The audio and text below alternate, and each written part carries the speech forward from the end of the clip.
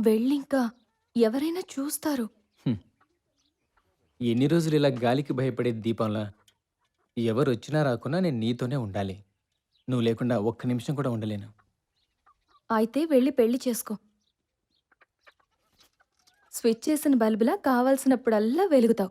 ఆ స్విచ్ నువ్వే ఎందుకు కాకూడదు? నేను స్విచ్‌ని కాదు, కరెంట్‌ని. కావాల్సినట్టు వాడుకోకపోతే కాలిపోతావు. కాలిపోయినా సరే, రాలిపోయినా సరే కాదనకుండా వస్తానంటే నేను నీకు ఎప్పుడో చెప్పాను. లేచిపోదాము, గీచిపోదాము అంటే నీకు వాచిపోతుంది. నేనంటే ఇష్టం లేదా?